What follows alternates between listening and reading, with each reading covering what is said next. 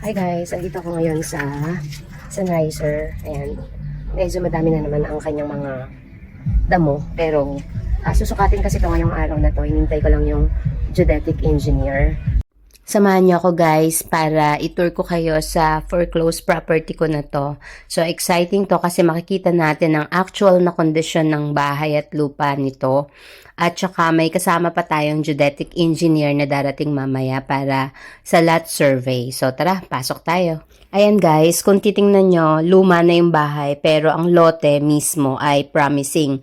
So kapag foreclosed property kasi, importante na malinaw ang sukat at hangganan ng lupa.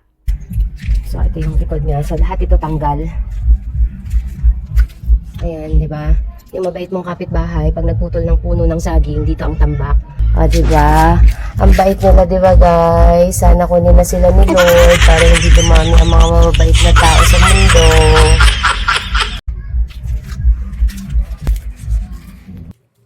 At heto na nga guys, dumating na ang ating geodetic engineer. So, siya yung magsusukat ng lupa upang makita natin yung actual na kalagayan ng lupa at saka tiyakin din natin kung tama ba yung sukat at saka yung hangganan. Hindi po, magkakaiba. Yung iba 180. Hindi ko po alam eh. Magkakaiba yan eh. Ito nga pala guys, yung community. So, makikita nyo, ayan yung mga kapitbahay namin. So, yung property ko lang talaga ang pinakang luma dito. Kung makikita nyo guys, inaayos na ni engineer yung mga equipment nila. And then, step by step, susukatin nila ang bawat sulok ng lote. So, ang magiging resulta nito ay magiging official survey plan na gagamitin ko naman para sa building permit. Pinaglaanan ko talaga guys, ito pinag-ipunan ko para makabayad ako sa pagsusurvey kasi hindi ko alam yung talagang actual na boundary ng property na to kasi foreclosed nga siya. At saka importante ito para maiwasan yung future problem sa mga titulo. Gumamit nga pala sila guys ng instrument na gaya ng total station at GPS para masukat ang eksaktong hangganan ng lupa. Importante kasi ito para malinaw ang property lines. So habang ginagawa ang survey, makikita ninyo na sinusukat nila yung bawat sulok ng lote. Ang proseso ay kinabibilangan ng pagkuha ng coordinates, pagtukoy sa boundary markers at pag-validate kung tugma sa nakasaad sa titulo. So kapag natapos na nila to guys, gagawa na sila ng survey plan na may official na seal at saka signature. Medyo nahirapan nga pala si kuya na bungkalin tong lupa kasi medyo matigas. So, at saka hindi ko rin alam kung meron bang linya ng tubig dyan. Go lang kuya, bungkalin mo yan. Bungkal pa more, kaya mo yan. Suportahan ka namin.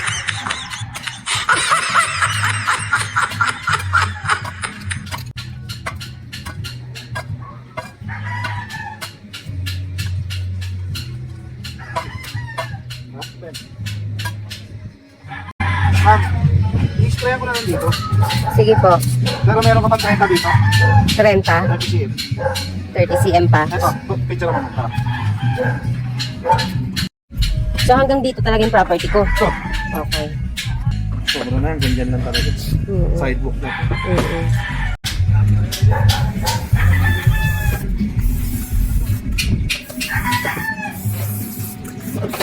So sakto po yung poste na yan sa akin.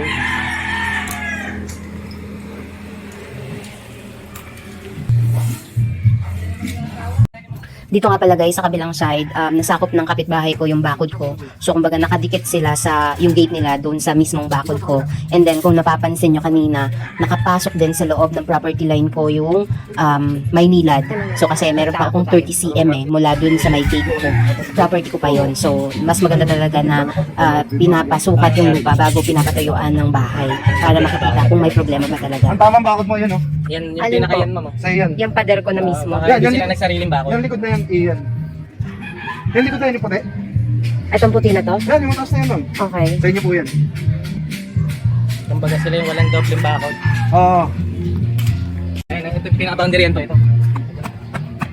Sakto, sabihin ko. Sabihin na po. Kaya hindi tayo mga takbakan. Sprayan mo na sa tapat. Ayan.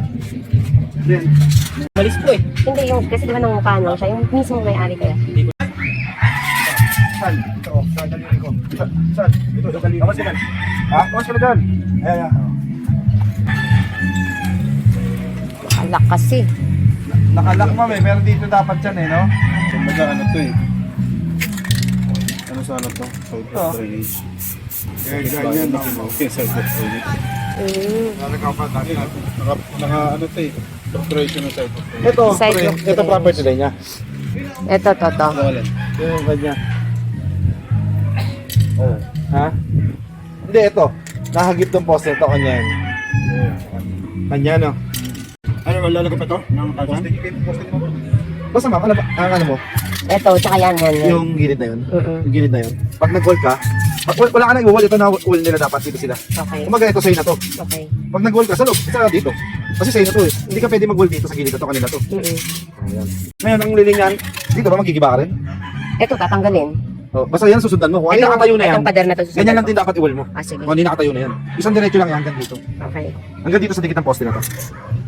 Ano, yan boy. Pag nag-hollow blocks ka dito ma'am, kanila na yan, wag ah. Uusog lang ako konti doon. Oo, kung mag-hollow blocks ka, dito may gaganto may hollow blocks dito. Maganda rito. Dito sa loob na to. Ito kasi nakakapit sa inyo. Na? Okay, tara. Lalagyan pa to? Hindi. Tungkol tayo sa labas, baka sabihin niya ng marker eh. Dito tayo sa loob ma'am. Sige po. Tapos itong marka na to, tututong ko to sa marka namin sa kabila. Ay,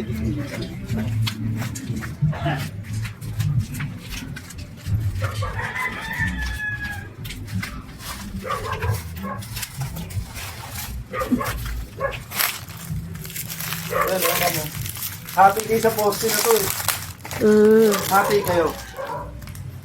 Nangyayari, yung kalahati ng ito tama to, kalahati na sa'yo. Apo. Sakto yun. 12.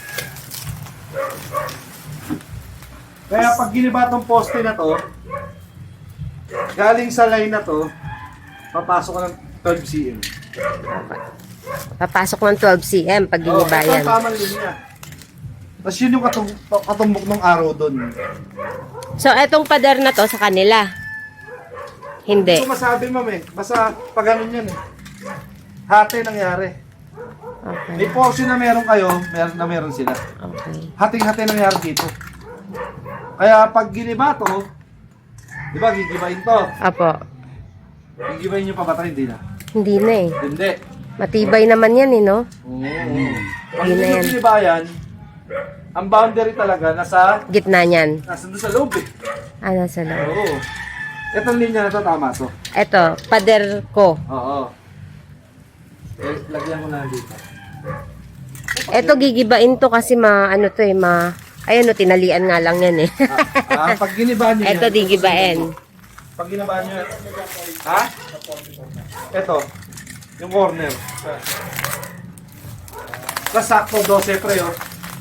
Ibig sabihin nasa loob nito 12. Gitna po. Oo, gitna. Hati. Nangyayari. Ngayon, kung di ka magpapader dyan, kung di mo gigibahin yung poste, sundan mo na lang to. Yung Eto. hati. Tansihan mo dito, papunta doon sa marka. Sige. Line ko na lang to ah. Kaya ko lang niline yan, linyahan ito, pero ito ang boundary na sa loob nun. Dito ka magtatansi, papunta doon sa marka doon. Okay. Tapos lahat ng nasa loob ng tansi, may tansi na yan, nasa loob ng tansi, doon ka mag-wall. Okay dito. Ito ang mangyayari po sa ito. Sa ito ma'am, yun ang boundary mo nandito sa likod. Wala siyang pader dito. Wag!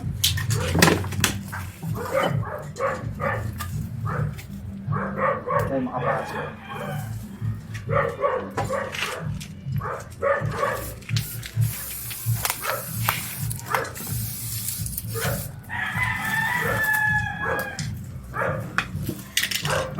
Itong pader na to sa ito. Okay po. Ngayon, pag giniba mo to, kung ano yung fancy dyan, papunta naman to. Sa madaling salita, itong likod na to, sa iyan. Okay. Ngayon, pag nagpader ka, dapat kung ano lang yung nakatayo, susugagawin mo lang. Kasi pag nagpader ka dito, sobra yan. Okay. So, dito lang ako. Diyan ka lang. Ano? Okay.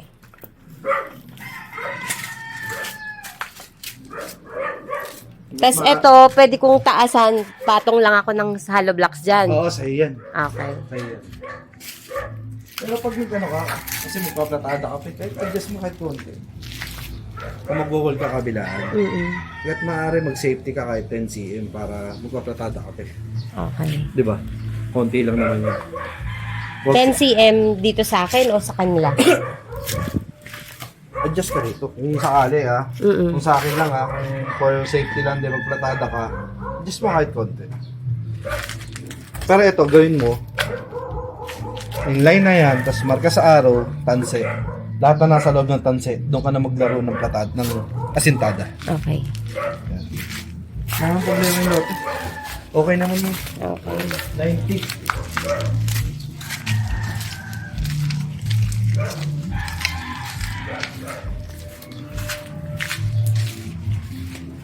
Dito kasi lahati nangyari.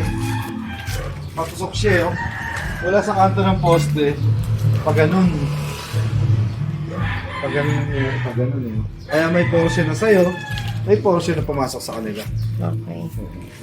Pero ngayon, ito, kung titibagin mo na to, ibagin mo yan, lagyan ng tansi sa kanto, lagyan ng tansi sa line.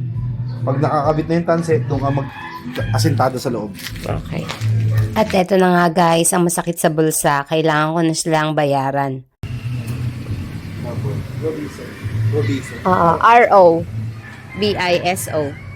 Kalokan ano lang. Kalookan na lang.